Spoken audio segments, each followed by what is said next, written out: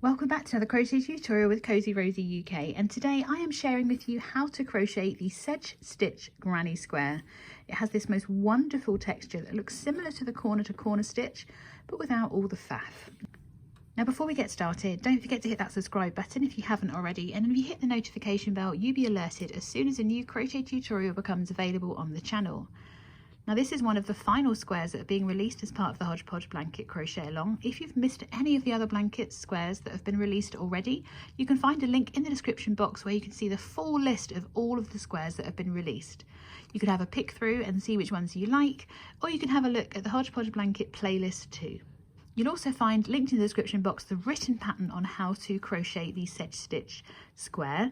Sometimes it's really useful to take a moment to read through the written pattern as I'm talking to you, so that you can kind of help master those pattern reading skills too. Let's find out those materials that we need to make the Sedge Stitch Granny Square. So the materials that you're going to need to make your own Sedge Stitch Square is any Aran or worsted weight yarn. So this is a size 4 yarn. I'm using my PaintBox Yarns Simply Aran, and it recommends a hook size of 5mm. So I'm going to use shade number 245, which matches my blanket. So I've got the corresponding or the recommended hook size, which is a 5mm crochet hook. A few people have been asking what hook I've been using, and this is a Wooden Furls Streamline, my absolute favourite of all hooks. I'm going to need a darning needle and a pair of scissors, and that's pretty much it. It's just one colour today. So let's gather those materials and let's get started. So this pattern is worked in rows, so we're going to start by making a slip knot and placing the loop onto our hook before we're ready to start our chain. So we're going to make a chain of 29, so we yarn over the hook and bring it through the loop on our hook 29 times. So go ahead and make your chain of 29, and I will meet you in a moment for the rest of row 1. Once we have our chain of 29, we're going to start by making our first sedge stitch into our second chain from hook.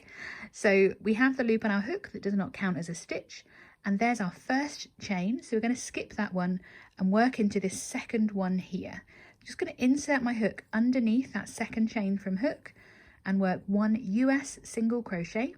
So we yarn over from here, bring that loop through our hook, yarn over and pull through 2, and then we're going to work into the same chain again by working a US half double crochet. So we yarn over the hook, insert our hook back into that same chain, yarn over, bring up a third loop, yarn over and pull through all 3 loops. Yarn over the hook again, and we're finally going to work our US double crochet, again worked into that same chain space. Or chain, should I say, it's not a space. Yarn over, bring your third loop up. This time, just pull through those first 2 loops, and then finally through the last 2 loops. We're then going to skip the next 2 chains, and working into that third chain along, we repeat those stitches again. So we insert the hook into the chain, bring a loop up for our single crochet, yarn over, reinserting to that same chain again, ready to work our US half double crochet, yarn over for a final time, reinserting into that same chain again, ready to work your US double crochet. We're going to repeat this all the way down to the last 3 stitches where we're going to skip 2 and work a single crochet. But before we get to that, we're going to continue repeating skip 2 chains, and then working into that next chain we work 1 single crochet, yarn over for the half double crochet into the same chain, yarn over again for the US double crochet, and we repeat it all the way down. So skip 2 into that next chain, we're working 1 single crochet, 1 half double crochet, followed by a double crochet. So continue to repeat that all the way down, and I'll meet you when you've just got 3 chains remaining, and we'll work that last stitch together of row 1. So we should now have 9 sedge stitches all the way down, and we've got 3 chains remaining. So we're just going to skip the next 2 chains and then work 1 single crochet into the last chain along. So at the end of row 1 you should have 9 sedge stitches and 1 single crochet. So going into row 2, we're going to start by making a chain of 1 and then we turn our work. Then into the top of this single crochet, we're going to work our first sedge stitch. So this chain one does not count as a stitch, so we start by working our first single crochet, and then we're going to work into that same stitch our US half double crochet, followed by our double crochet. We're going to skip the next 2 stitches so that we work into the top of the next single crochet. So there's where we flipped our work, there's the half double crochet, so we're skipping those 2 and working into the single crochet. And we're going to repeat that sedge stitch all the way down. So 1 single crochet, 1 half double crochet and a double crochet, all into the same stitch. Skip the next 2 and then repeat the stitch. So 1 single crochet, 1 half double crochet and 1 double crochet, all into the same stitch. So continue to repeat that all the way down, and I'll meet you once you've worked your final sedge stitch, because we're going to skip these 2 and work a single crochet in the last. So continue to repeat that all the way down, and I'll meet you for the end of row 2.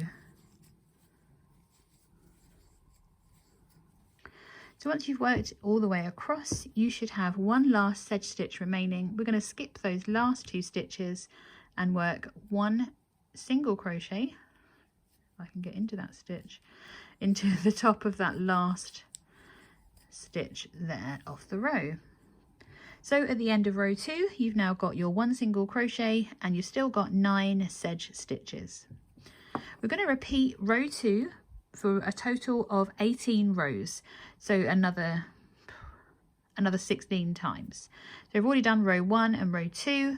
We can start row 3 together, and then we're going to repeat rows 2 for between rows 3 and 18 before we move on to our edging.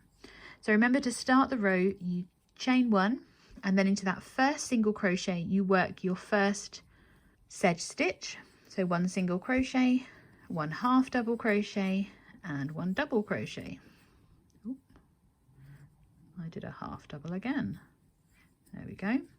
And then we skip those next 2 stitches, working into the top of the single crochet from the previous row to work our next sedge stitch.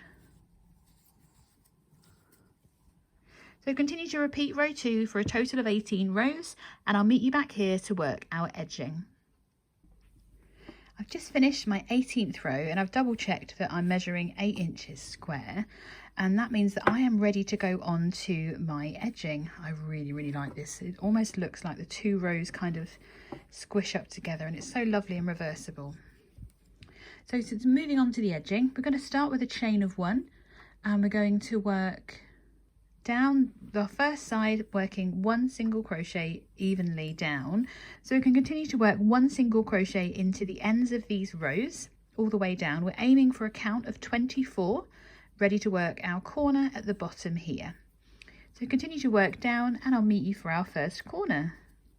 This is the first time in our edging where we've had to add some doubles in to the same stitch to make sure that we've got the right number. Once we've reached our corner, we're going to work 1 single crochet, a chain 1 and a further single crochet, and then we're ready to work along the other side of our chain. So if you remember, we skipped these 2 chains, so we need to make sure that we're working 24 evenly across this edge as well. So to do that, you might need to work into these chain spaces, adding more than just 1 single crochet across. So continue to work evenly across, placing 24 single crochets, and I'll meet you for our next corner. So once we've worked along the bottom of our project, we're going to work our next corner where our slip knot is.